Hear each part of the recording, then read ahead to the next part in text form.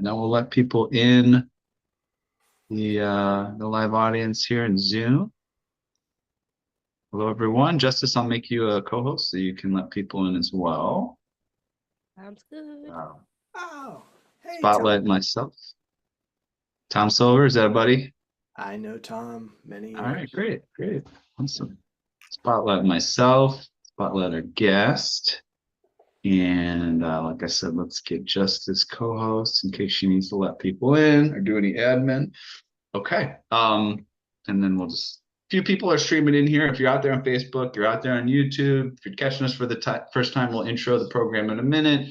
Sort of letting people in to the Zoom, letting people find the stream live out there on socials.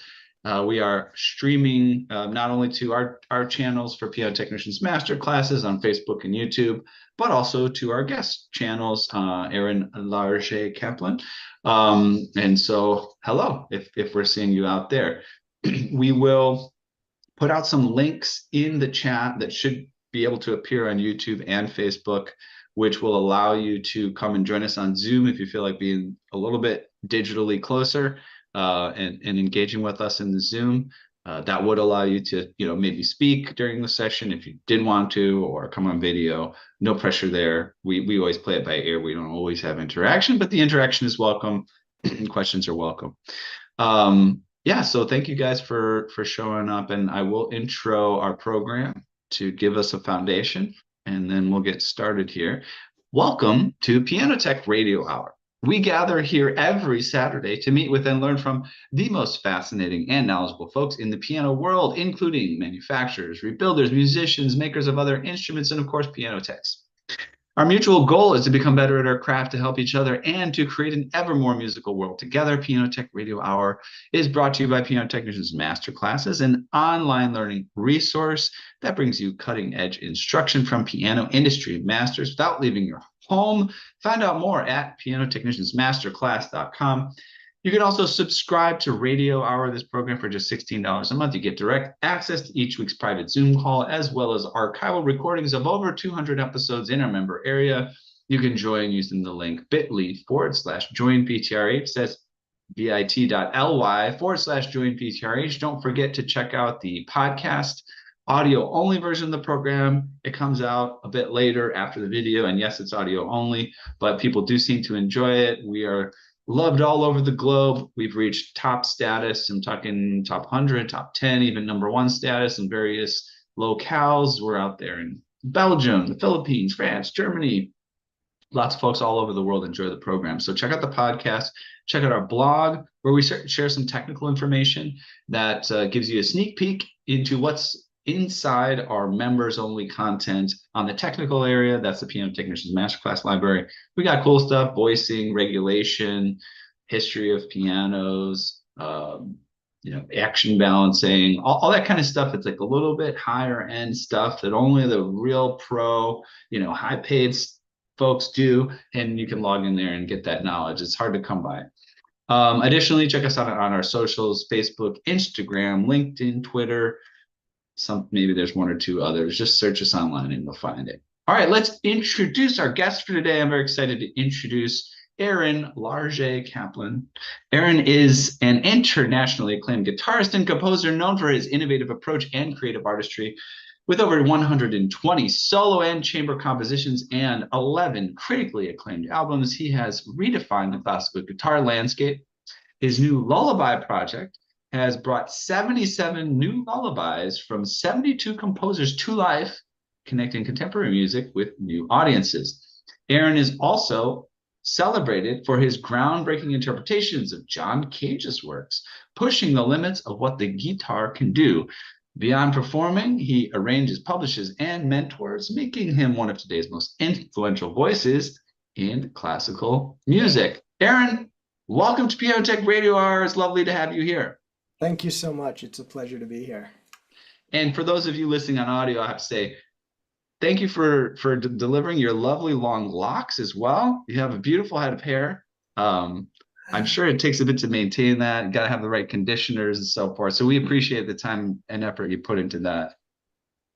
traumatic haircuts as a curly hair. Traumatic haircuts as a kid. Said I'm not doing it. Not doing it again. And also it's like kind of a nice scene. It looks almost like a kind of like a little music porch in your house or something. Is that?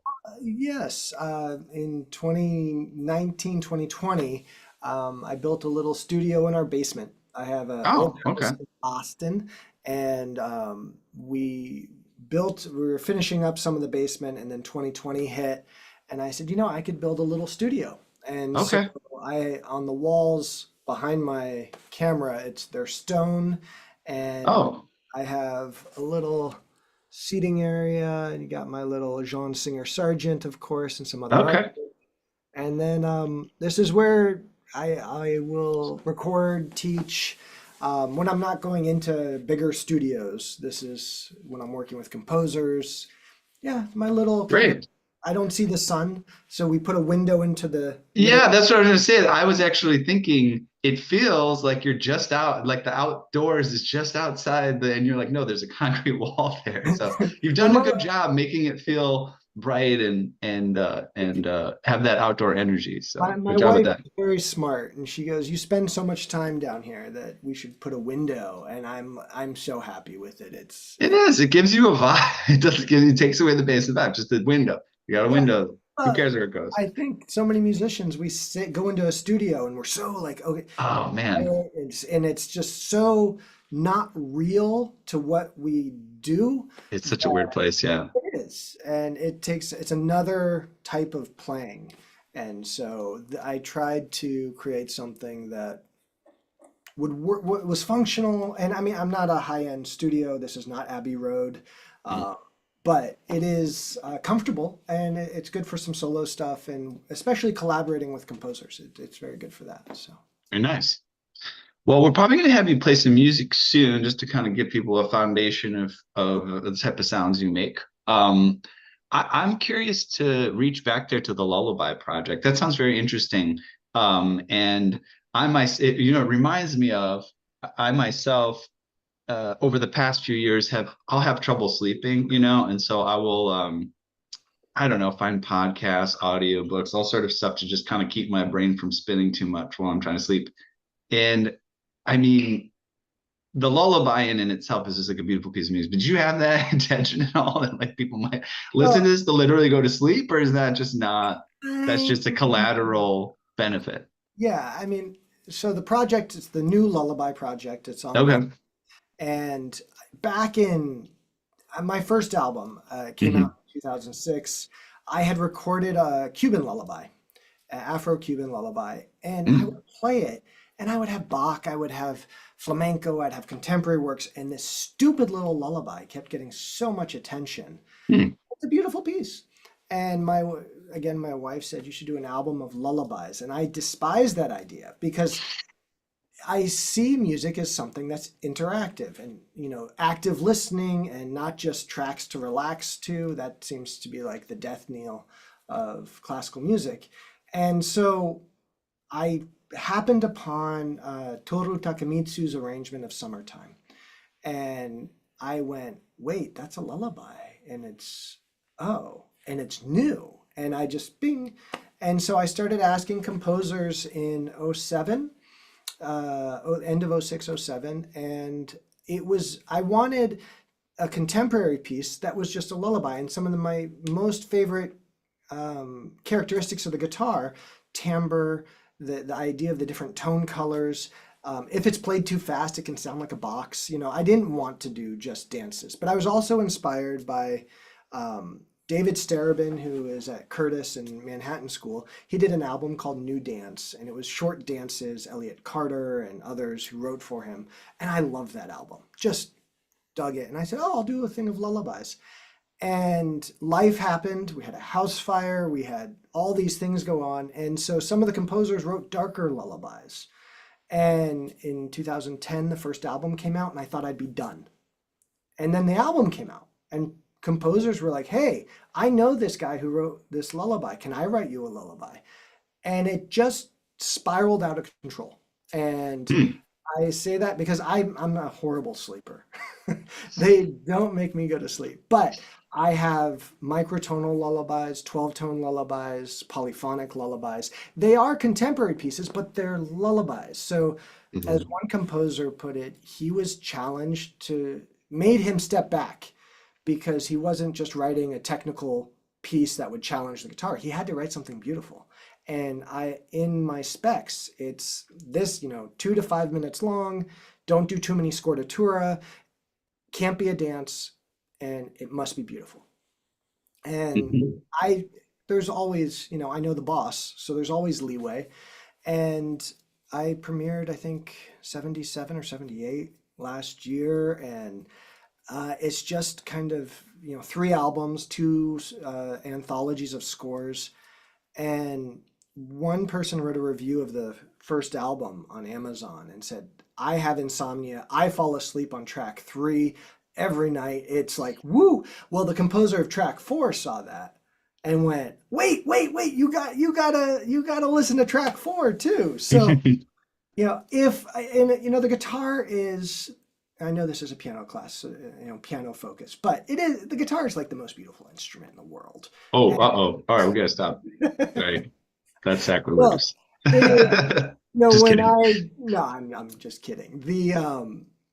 It's often, oh, it's such a relaxing instrument, such a quiet instrument, and it is. Um, but I kind of hedge my bet. I dare people to fall asleep, but the music is so good that they stay awake. And so, Hmm. but each one has a story. There's Adam and Eve's first lullaby. There's a lullaby inspired by a leaky roof. A lullaby you shouldn't hear the end of because you should be asleep.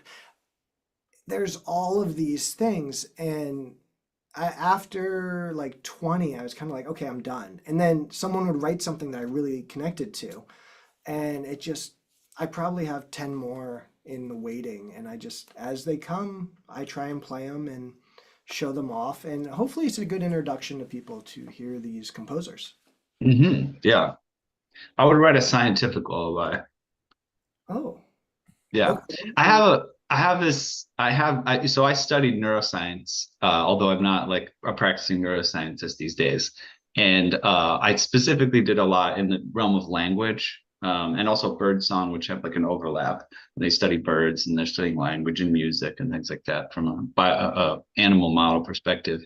And I don't know how much has been theorized or investigated in this particular domain. But I'm also kind of familiar with like, um, you know, the realm of hypnosis and these kind of things where it's meant to put you in different brain states. And so, remember a long time ago, I can't cite a specific paper, but basically, when someone's talking and the syllables in the words come at about a specific rate, when they're talking, specific, person in a certain context or whatever. And your brain actually not only listens for the words and the syllables to interpret them, but it starts to entrain to the rhythm of the words. So it actually detects a regular rhythm of the words that are coming along, and it does that probably to try to predict what's coming next. And there's a lot of reasons it would entrain to the rhythm of the speaking that you're doing. And then if you listen to people who do his hypnosis, you'll notice that they might start out quickly, and then they might have these pauses that come out of nowhere. And then they might slow their speaking down at some point.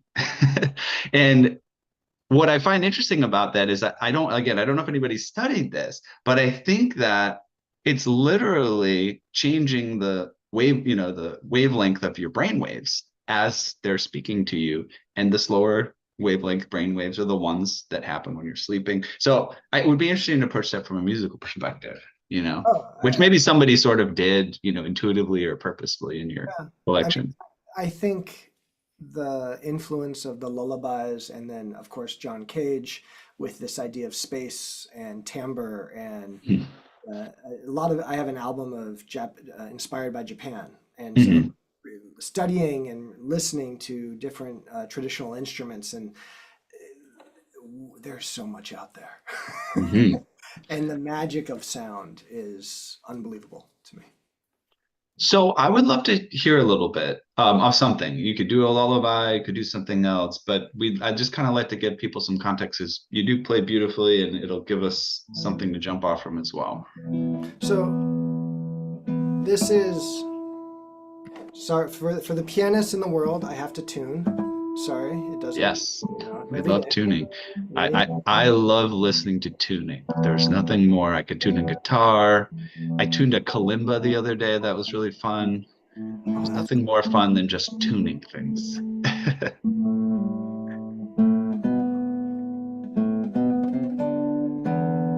So this is a little piece that I wrote. It's called Honey Cadence. It's from the album of the same title that came out in 22.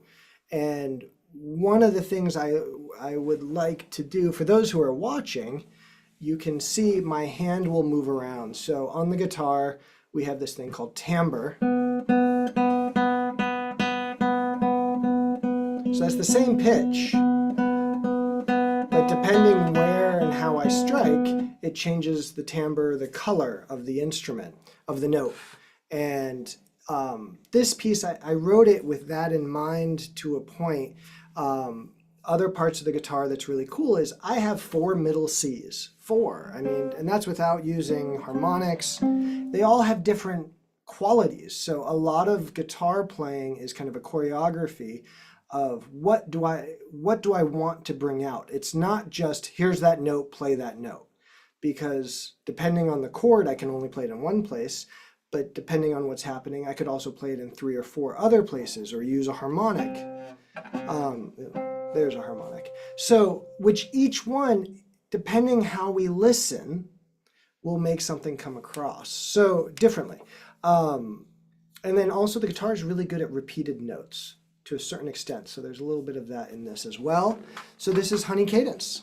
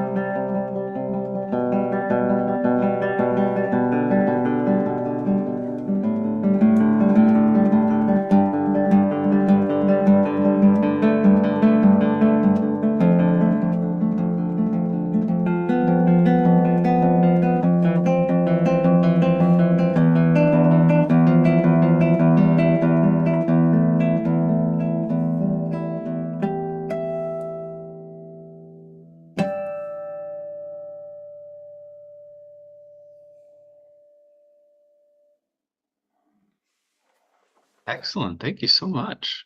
Thank you. It was honey cadence. Okay, I concede the guitar is the most beautiful instrument. You win. I admit I get piano envy. I get more sustain envy, pedal envy, because I mean, you guys have Prokofiev and Mussorgsky and these. I mean, I can play Mussorgsky, but it's like, yeah, you have Prokofiev. That just right there, and Debussy. I mean, if Debussy wrote one piece for the guitar, I'd be like, that would have changed the world, but he didn't. Yeah. I'm sorry. I'm sorry you walked into it. I have to say, you can't call it piano envy. You have to call it pianist envy.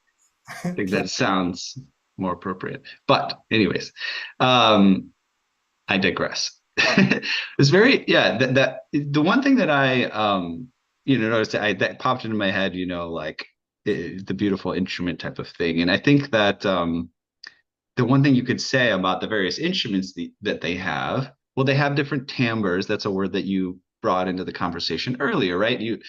You create a different timbre within the timbre of a guitar, but the guitar itself has its own range of timbres, and that's really a lot of what makes an instrument. It gives it its characteristic sound. That basically is what timbre means.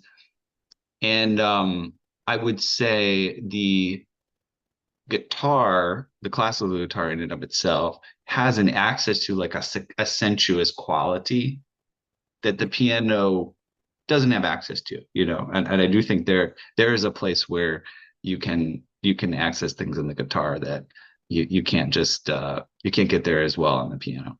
There's, I mean, it's one of two instruments where you have to use your body only to make sound, which is the harp and the guitar, and of course the voice. But there's a string instrument, there's a bow, wood instruments, we have reeds. I mean, there's other things. I mean, winds are the most, to me, they're gorgeous. I love that. But I can manipulate the tone and like I don't know if it comes across on the internet. Yeah. But that kind of woo, like, how do you notate that? But I'm just pushing down on the string, as opposed to I can bend pitches, I can vibrato, I can lower the pitch, pull the pitch, all of those things because of the frets and the strings, and it's nylon. I started on electric guitar. I was a big Hendrix, Doors, Led Zeppelin, and I loved manipulating the strings. I think whammy bars and wah-wah pedals are a gift from God. Not a huge distortion fan, but I'm matured. And taking some of that and those sounds, I'm trying to find them and manipulate the instrument to create that sound. I was just in Milan at Sforza Castle. They have an amazing instrument museum. And they had one of the lever pianos where you use your knees and there's a lever underneath, and it would manipulate the pads that stop the notes, as opposed to pedals. You could make your left hand staccato with the lever, and the right hand would be all legato. So you sit there and it's like, what an amazing trick to do. And that's Mozart. So Mozart had this in his head, or in his ear. And I just think all of these sounds that we create, they're, when it's marketing to say this is what the piece should be, this is what the sound is, this person has the best sound. That's one sound. And I think it goes against music to say this is the only way it can sound. And I know I'm kind of tangent off that, but no, but that's great.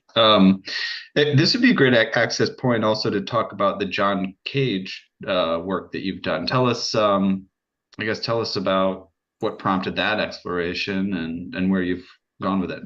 Yeah, so I went to New England Conservatory, and at the conservatory there is Stephen Drury. He's still there. A wonderful pianist who knew John Cage, worked with Cage, and so Steve coached me on a Stravinsky chamber group, but besides that, I just went to a lot of concerts, and I just had music kind of in my head, and I liked reading about this guy who kind of put his, nose up to everyone else, and he didn't, but he was just reading his letters. I was like, oh, he's a joyous guy. Not something Hmm. we always think about with classical music. Hmm. And years went by, and I had recalled a conversation where the idea of arranging some cage came up. And I went to Steve, and I'm like, Steve, do you remember what that was?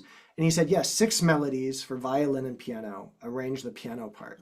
He thought it would fit. And I went to the library, checked out the score, went home, and I think I changed the register of 4 or 5 notes in the collection of 6 pieces. And I was teaching at Boston Conservatory, and I ran into Sharon Leventhal, an amazing violinist. And I said, I have this piece I just arranged. Would you like to play it? And she literally pulled out her score and said, I love these pieces. She premiered it with me. The arrangement, Edition Peters liked the arrangement and said, we'll publish this.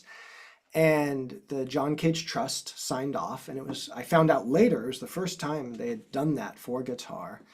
And I was like, cool, I'm done. And then people bought it. It was amazing. And Peters reached out again and said, would you do some solos? Gene Capriolio, wonderful, recently retired person at Edition Peters. And I had already gone down that rabbit hole. And I found some early pieces, early mid-career, kind of through 1948. And I arranged those for solo guitar. So they're all piano or keyboard pieces, let's call it that. And then I took his first prepared piano piece called Bacchanal, and I put it on 2 guitars. And so it's a prepared guitar duo. And there are prepared guitar pieces. It's much different to prepare a guitar than a piano because gravity, anything you put just tips over, and it's just a lot of, I only have 1 string. The piano has, each note has 3, so you can Hmm. weave things in. And Hmm. I had to really, certain pieces just don't work. But one of the things that I had to deal with is I don't have a pedal. And a lot of Cage's music has that, I use a sustain. So if I play a scale, A, B, C, D, E, La, Si, Do, Re, Mi, or I can do, Hmm. that's called campanella, bells, and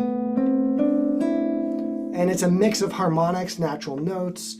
And I went through my 2 favorite pieces are Dream and In a Landscape, and especially In a Landscape. I've probably played that 150 times in concert, and just to, it's a different piece, and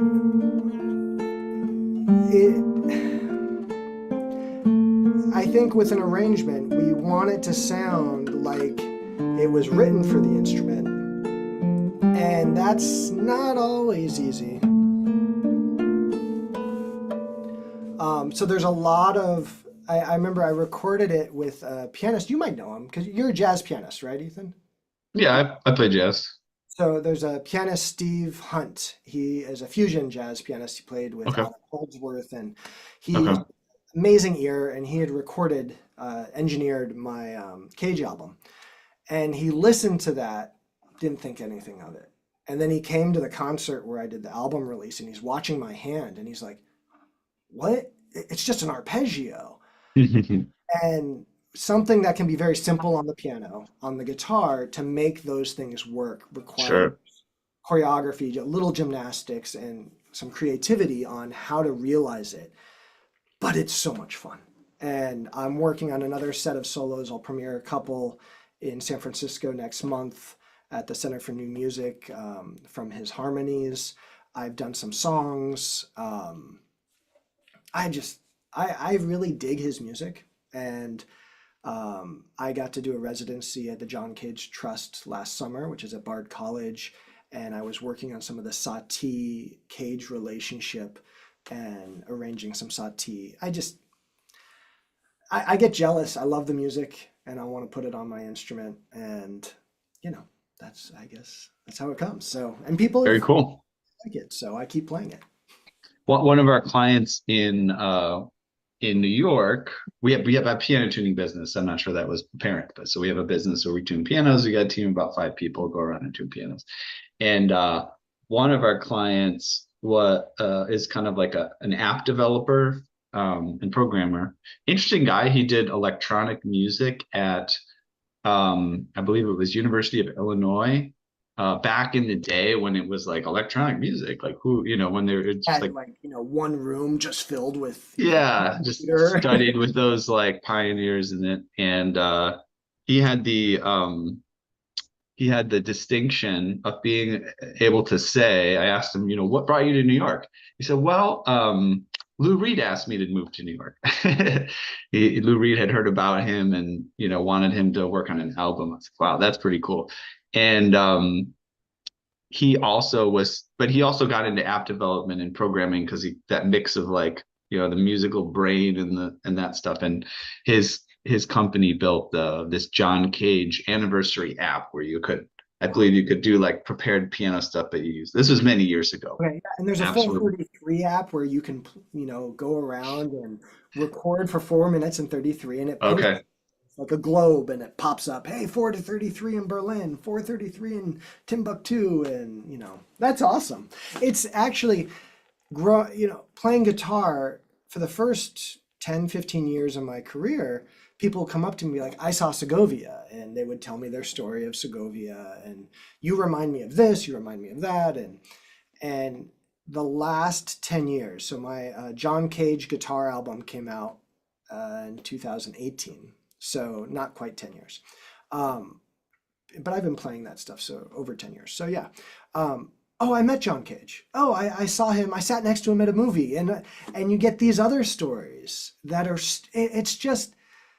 It's really cool to play. I mean, I play a lot of contemporary music, and it is fun to play music. People know I have a couple Spanish albums. I have some Bach albums, a Bach album, but to hear people's connection to a composer and to hear that story, it feels very special to be a part of that.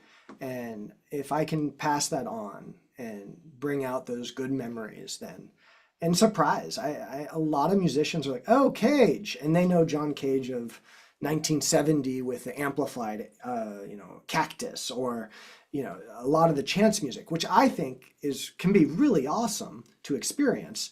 I don't buy recordings of it per se, but they're surprised that he wrote lyrical music. It gets Mhm. overshadowed, Yeah. uh, and there's a lot of music out there, and Mhm. people like podcasts. I mean, you just can listen all day long and not even, take a dent out of the amount of music that's out there available. Yes. So we have a piano piece queued up Oh, we have a video of. Should we move to that? That would be kind of sure. fun.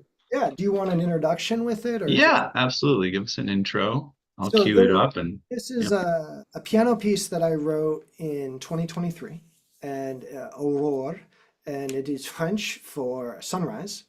And the piece is based on 5 pitches. It's a short 2-minute solo, and John McDonald, who teaches at Tufts University, composer and longtime supporter and friend.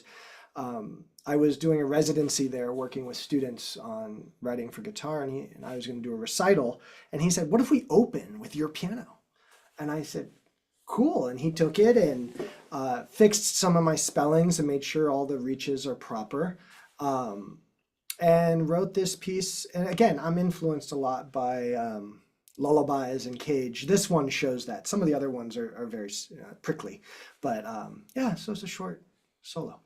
Let's check it out. Here we go. Make sure to share that audio. Aurore.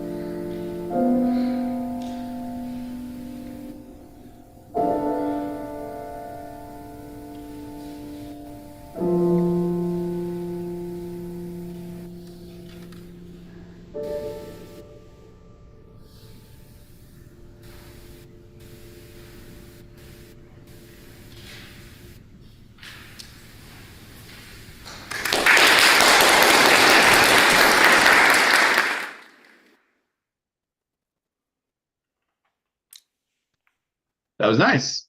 Thank you. And you said that was written for piano, or that was written for guitar and adapted, or Oh, forget, written for piano. written for piano. Had a friend staying with us who was a pianist, and she did not play new music. And then she was getting ready to move back home, and someone said, "Well, why don't you have Aaron write you a piece?" And she was like, "Oh yeah, I'd play that." And for the like 3 months she was with us, she would never touch contemporary music. Like just no. Anything after Debussy was just no. And so when she said that, I went, oh, and I went downstairs to my studio here and I sketched out the piece and, changed a few notes the next day and pretty much wrote the piece right there. Just, I knew her playing enough that I think that it came through, but it's kind of fun to write for a piano. Like, it's just, Got lots of choices. it's big, but you It's can a big only thing. there's such a limit. Like, I think of the Ligeti etudes and I'm just like, oh my God, how did he come up with this type of writing?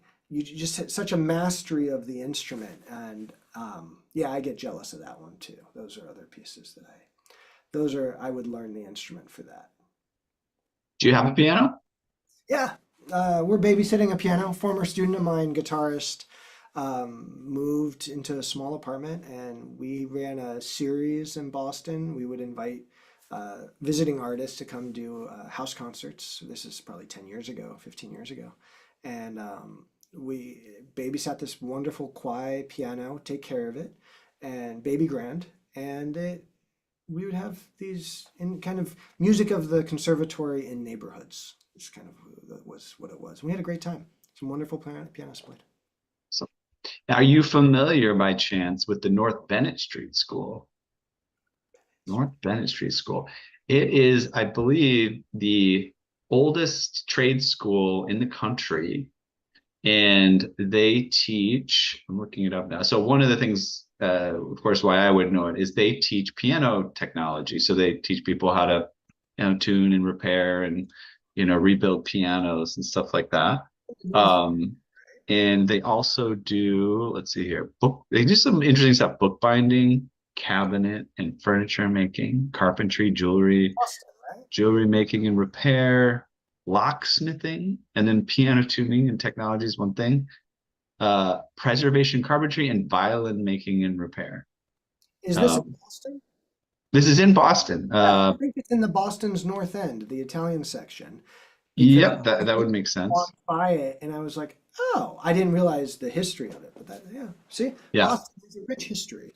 150 North Street, Boston. Yeah.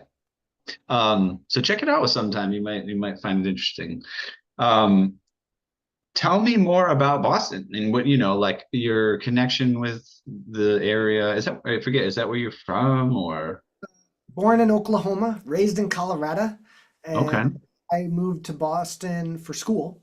And an actual funny story is I moved to Boston. I went to BU for a year, and I was studying guitar, and my oldest brother called me up and said, "Hey, Aaron, get me that piece Asturias."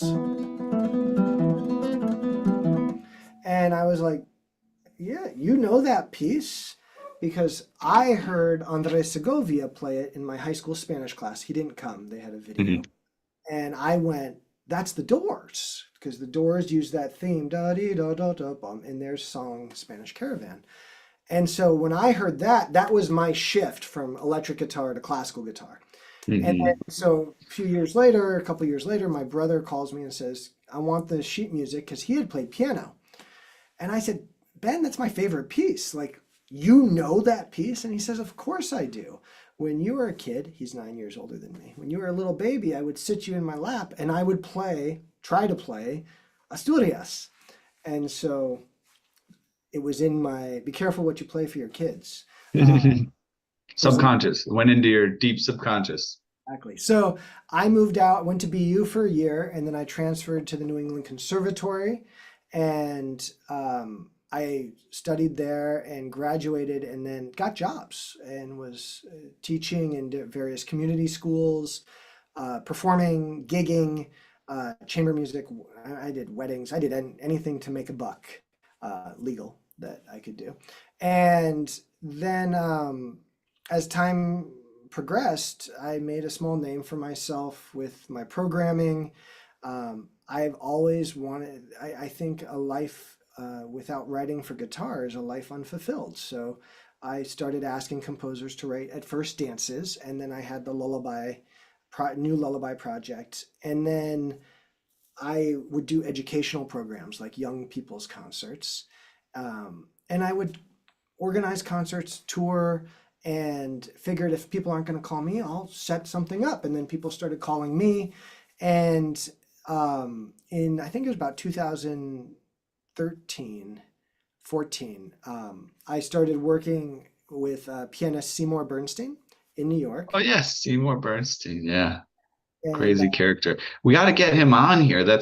We talked about it before. Somebody, he's a bit older, so you better do that very quickly. yeah. One or two of our guests have studied with him, even I think currently.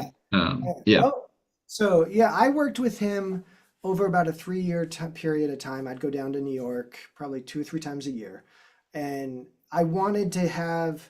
I always think 19th century music is really hard on the guitar. It's either pastiche or this repetition that just doesn't. Piano music develops. Guitar, you have to use bar chords and to change keys, and so you have these amazing, very short pieces, but then we don't want to go to the minor third. We don't want to go to this key to that key. And so Schubert is really good in one key, but as soon as he starts modulating, you can't do all of it. And so I went to him with a bunch of music and said, I want to know how you would solve these issues on the piano so I can do it on the guitar. Because guitarists tend to be very nice to each other. Oh, that's hard, take time, or here, glissando, do this. I didn't want guitar response, I wanted piano response. Here, oh, that's a Beethoven figure. This is what he's doing, and not playing Beethoven, but 19th century guitar composers. And then I played some Bach for him. There's a Bach fugue that Bach did in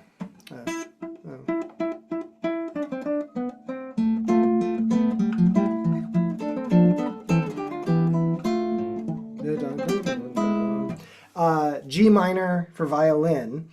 He did a version for lute in A minor, and then there's a version for organ in D minor.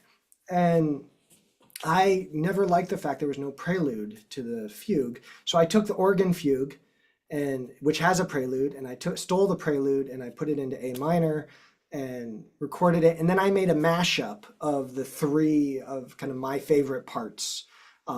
He has harmonies in the organ version. There's 7th chords and diminished chords that just don't exist in the violin version because they can play 2 to 3 notes. It just nothing against the violin. It's a lovely instrument, second to the cello, of course, or 4th. We should put that on the list. And so I played that for Seymour, and he looked at me and goes, "Oh, you need to keep doing this, and you should do more." And so then he handed me Gottes Zeit ist der allerbeste Zeit, which is if you've seen his movie Seymour documentary, it's the last piece he plays, and it is gorgeous. And he said, "Arrange this for guitar," and I did, and that became the title track of my album God's Time. And I could play it or not, but it's one of those. He's just, even though I only saw him so many times, he's just very close to my heart, and I think of him as a great inspiration. And yeah, so piano is always. How again did that come together? I saw him give a master class. He was friends with one of the faculty, I think at Yale, and he came and gave a master class, and I liked what he was saying. And this is when I was like 19, and I was in the audience. And then my teacher at the time, David Leisner, he had recommended that I read Seymour's book, With Your Own Two Hands. And I read it, and I'm like, oh, that's like everything that David was teaching me. I mean, slight variations. And I read the book. And so then I just wrote to Seymour. I said, "Hey, I'm a guitarist. Here's a couple of videos.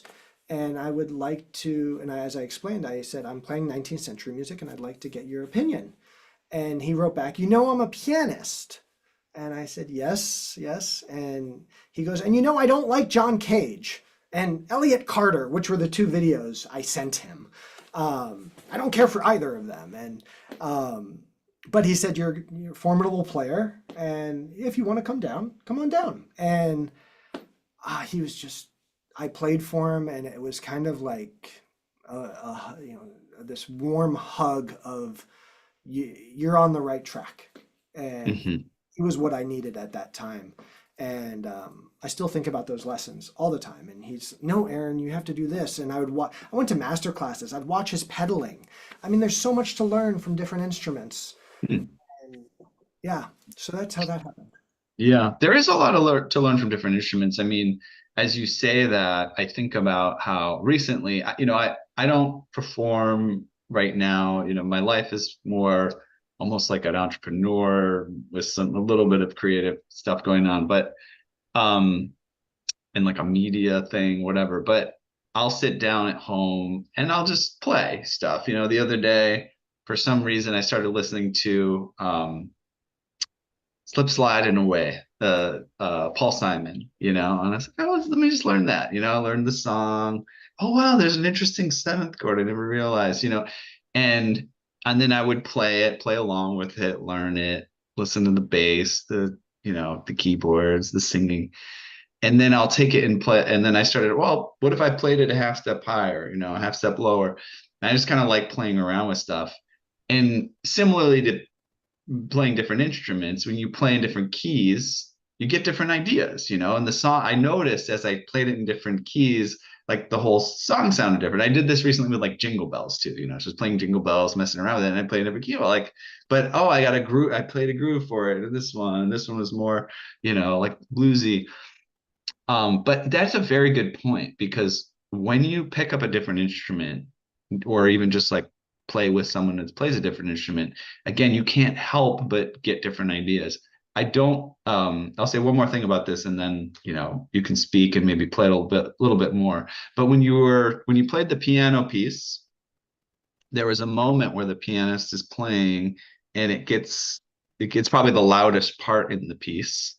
And as I heard that in the context of hearing you play the guitar, I was like, wow, that somehow it's a piano, but it almost sounds like the timbre. He changed the timbre at that moment. And it very much sounded like when you were taking your right hand and reaching up to the very ends of the strings, right? I thought that was pretty cool.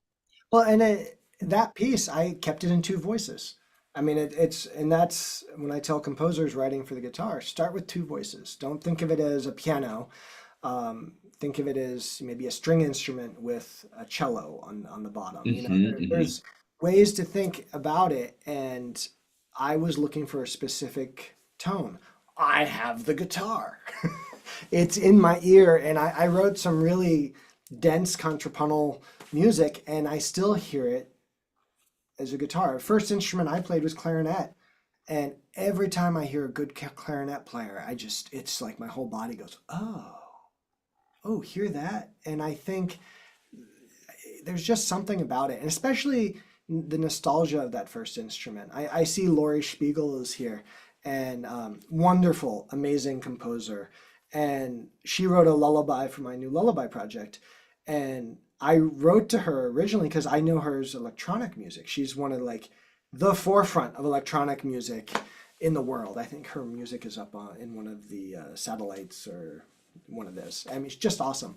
And she sent me this little guitar piece, no electronics, no nothing. And then I was like, what, wait, what, but. She's like, well, guitar is my first instrument. And it was like, oh. And I think everyone has this relationship with sound that is so, it's personal.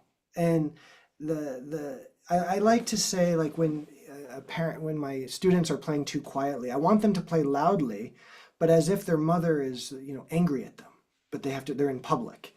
There is such a forcefulness, a full sound, but it's whispered.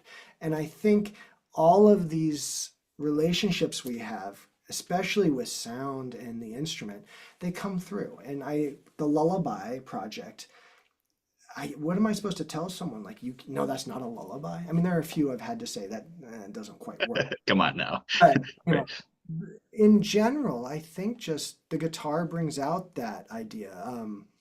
Composer wrote to me and added a tremolo part in this cello guitar piece. I think if that's Reed, I think it's his. And I asked why, and he said he remembered. Oh no, it was Daniel Pinkham. Sorry, composer Daniel Pinkham, who told me the story of walking through the old part of Barcelona, and he heard guitar being played, and it's Recuerdos de la Alhambra, and he said ever since then I've wanted to write for the guitar. And this is a memory 60 years earlier, and every piece goes back to that experience. That is music. I'm like, that's like, recordings are awesome. I love them. Please buy all of them. Listen to them all the time.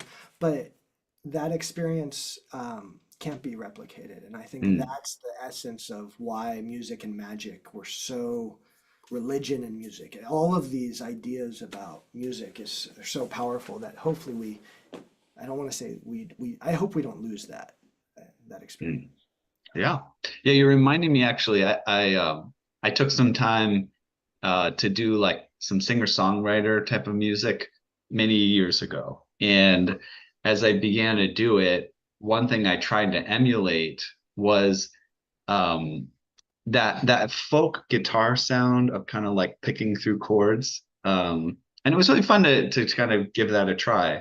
And it felt relatively unique, like ultimately once I got finished kind of pulling together a style on that, it was interesting. But yeah, inspired by another instrument. I'd love to have you play maybe one last thing. If people have questions or they want to enter into the conversation, we could do a little bit of that. No pressures. A lot of times we don't even do that. But if people did want to say something, raise your hand digitally or make a comment in the chat. I'll read this comment. Yeah, go ahead. Well, I just read Johan's comment. Yeah. Do you want me to read it out loud, or do you want to read it? Or go ahead. Yeah, so Johan is a regular attendee here. He said, I love listening to this conversation. I am also one of those who has worked for John Cage for 10 days at the then Banff School of Fine Arts, where he taught a 10-day masterclass. I prepared the piano for him every day.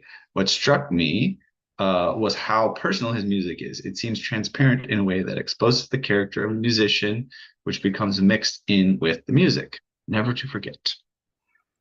I went to Banff in early 2020, January 2020, and I was there to do more Cage work. And I was walking through one of the rooms, and they had pictures of the famous artists who had been there, artists in residence, and Cage was there. And I went, oh, and I went to the library. I said, I saw Cage was here, and can I get some info? And they gave me, a box which had just files and photos. So Johan, I've probably seen pictures of you. Because it was for that masterclass that he was there, and it was just, I was so happy that happened. So that was very cool. Thank you, Johan. Yet another John Cage connection for you. There you go. What do we want? Let's see. I can do. I'll try it. We'll see let's see what happens. Okay. This is Gottes Zeit ist die allerbeste Zeit by Johann Sebastian Bach. God's time is the very best time. This is from one of his early cantatas, and my arrangement.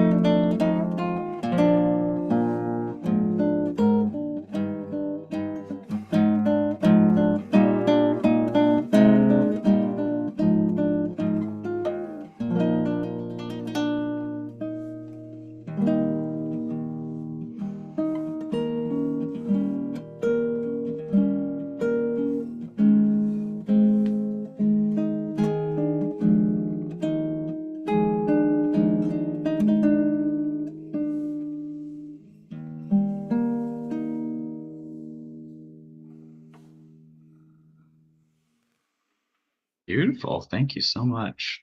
Thank you. And I didn't know a lot about that piece, but I'm looking it up here. God's time is the very best time, and time in the sense of timing, I'm guessing. Um, and of course, it's not referring to musical timing per se. God has the best rhythm. Um, it says it's an early sacred cantata composed in Mulhausen, intended for a funeral. Yes. And the original doesn't sound like that at all. It's two recorders doing this oscillation over each other. Mm. It's unbelievable. I mean, yeah, it's a different piece. And then Seymour arranged it, and I saw his piano version, which tries to use the echo that is happening from the recorders, and his is using pedals to do that, and it's beautiful. It's the closing piece on his movie, Seymour documentary. And then I did it, and over time I adjusted. I tried different things, and they all just keep living, and it's available online, and it's on the album God's Time. Yeah. Wonderful. Thank you. All right. Well, I don't see a whole lot of questions or comments here, so we don't have to go into that domain. Tom, no questions from you, Tom. Really? Yeah. Tom, you got any? I'm trying to get my audio. Oh, I hear somebody. Can you hear me? Is that Larry? Can you Yeah. hear me? Can you hear me? Can Well, you I hear hear me? two. I hear two people now. I hear So- someone whose name says Tread, and Larry. then It's Thomas Reed. that's Thomas Hey. Reed. Okay. So Tom Silver, let's do you second. But Larry, great to see you. Yeah. So when are you going to do some Morton Feldman? You know what? I've looked into some of his pieces. I will hope so. Yeah, I mean, I love Feldman. I love experiencing it. There's a wonderful cello piano album out that came out. Stephen Morato, who I've played with, it's on Mode. Awesome album of the cello music of Feldman. His sustain that is required, I'd probably have to add in some kind of electronic element to the guitar, because I just Yeah. or also He- really uses the piano like. Yeah. Much, Didn't he write something for guitar? not that I've seen. That's because he didn't meet you.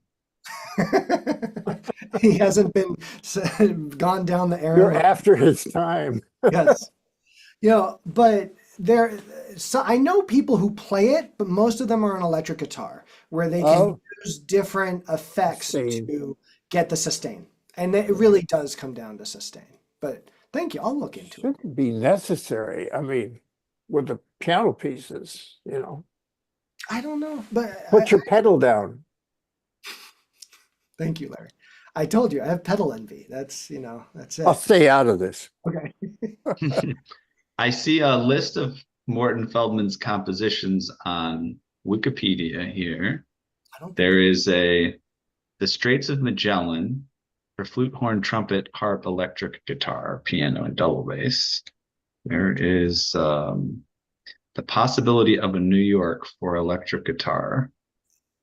And yes, yeah, go ahead.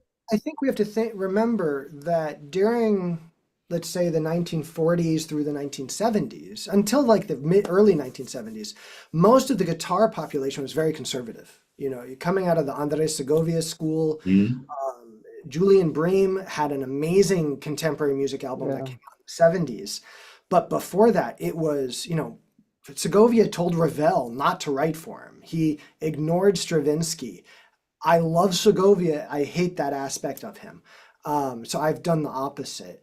And I've talked with David Starobin at Manhattan School in Curtis, who he had said John Cage was going to write an original piece for guitar for him. But then he got sick and died suddenly. So it didn't happen. And it was really kind of the David Starobin and probably 3 or 4 other guitarists in the country who were doing what we would consider contemporary music at that time. And so it's just, now it's every guitarists, we do it. So, Mhm. but Tom, Well, the And- reason the Yeah, reason well- Feldman occurred to me was because uh, I met him, I worked with him for a while, and he was always trying to get the music to come from far away. Mm. And one of the pieces we did, De Kooning, I think it was, Mhm. he wanted us to put the cover that usually goes on top of the piano case, heavy cloth cover, over all the strings of the piano. Take the lid out, put the cover on the strings.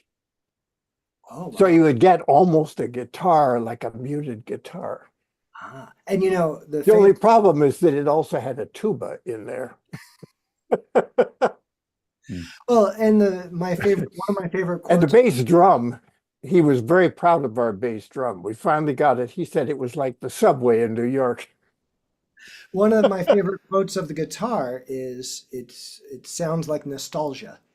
Yeah, I yeah. think that's very interesting. I hadn't thought of that effect.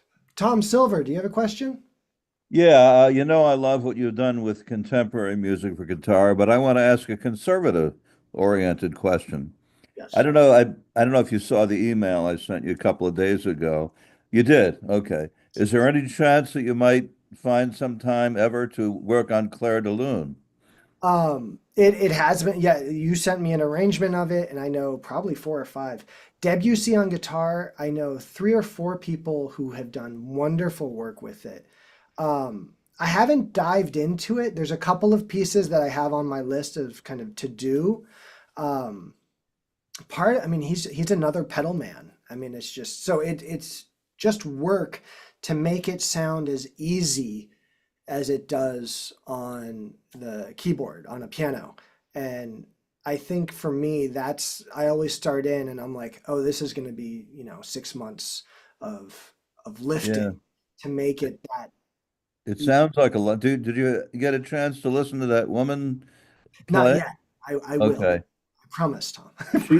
She draws a beautiful tone from the instrument, and I like the way she played in the beginning, and I think she kind of fell off a little bit later in the piece, but I know you would do a beautiful job, and it's such a fantastic piece. So I just put in my dibs, Okay. hopes for that eventually, let's say. Thank you. Thank you so much. Yes, and people may not know Tom Silver is part of the Debussy mafia, Yeah. and he intimidates people into playing Debussy.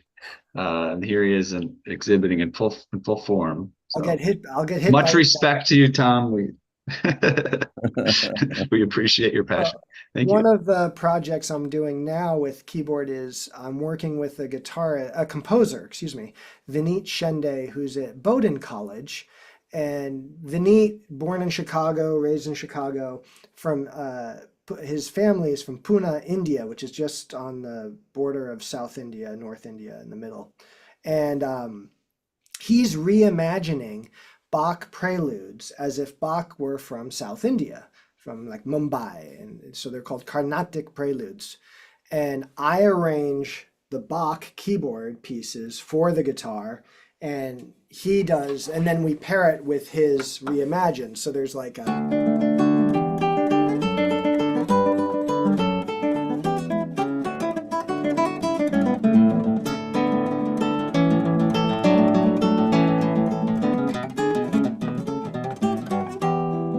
So we go through and we do all of them.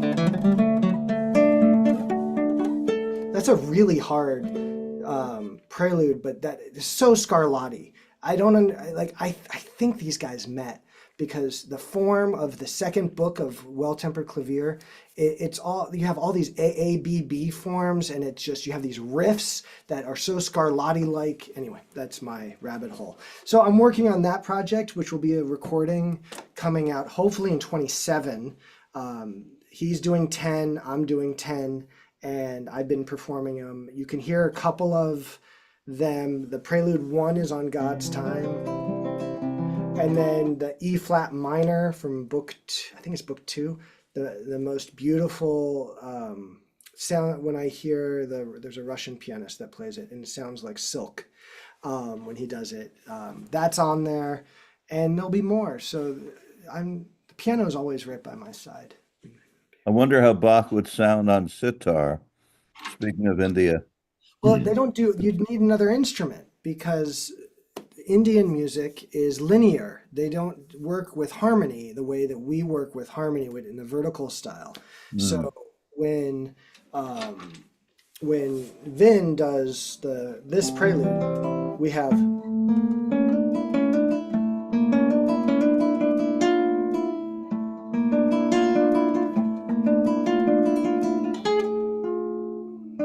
so it's similar, but it's not. And so it's a fusion of the two. But so there you go. Thank you, Tom, for your engagement. I appreciate that. Anybody else want to participate? Otherwise, we'll wrap up pretty soon. We usually end at the hour, but it's fun if people want to chat a little bit. Yeah, thank you guys for showing up. It is really nice to have you here. What was that? What about other whack job pianists that you could? I mean, there's Busoni. Busoni. Oh, there's a great Busoni. Sarabji. I love Busoni. I actually, the piano school is so strong. There's a lot of those Busoni pieces that. Yeah, and Busoni Bach. What I do is I looked at a lot of the Bach Busoni pieces and said, how did Busoni fix this view? Yeah. Right. And then Mussorgsky, I've played pictures at an exhibition, which is a Japanese guy, Kazuhito Yamashita, arranged it. It's on YouTube. It's amazing. At the beginning of this, I missed the beginning of your show. Did you talk about what you did with the Cage prepared piano effects? Okay. Yes. I won't go back over that. Okay. No, we put, so what I did do in that, put paper in the strings. Yeah. And then I had an alligator clip with 2 washers that bit the string. So when the certain pitches needed to have the alligator clip or the buzz, I would do that. And then there were certain pitches in the middle of the piece that were supposed to buzz, and the guitar is really good at buzzing. I just don't sweep. I swear that's where George Crumb got the effects in Ancient Voices. Yeah. That with the guitar. Yeah. In fact, I think he does that with paper under the.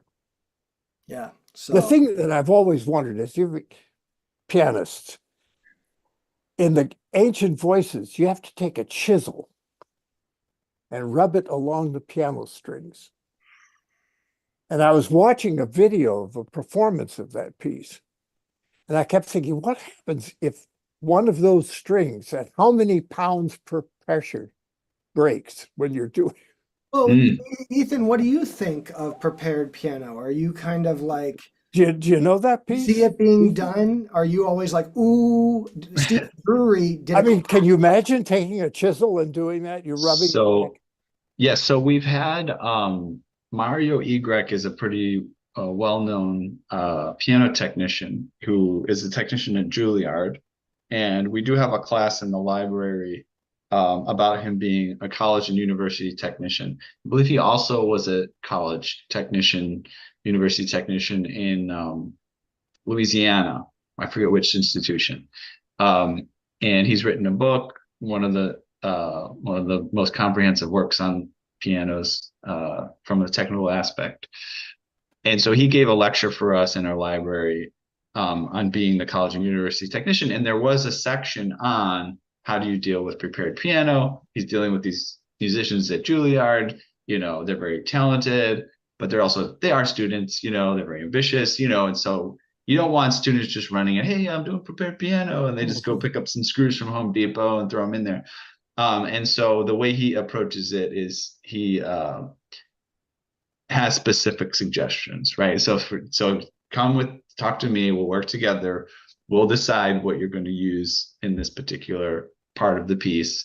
And who knows, by this point, maybe there's a few, kind of common switch outs that you might do, like, hey, it might be, hey, let's not use the chisel, let's use this, it'll be similar. Or, if a string does break though, if you were using a chisel and it happened to make a string break, it wouldn't be the end of the world.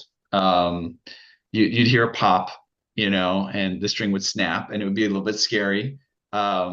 The worst I think that could happen would be the string could come, if somebody's not wearing any eye protection, come and scrape them in the eye. That's probably the worst that could happen. If you break multiple strings at the same time, that's where it becomes quite dangerous because you've got, thousands of pounds of pressure, Well, that's what they do in tension.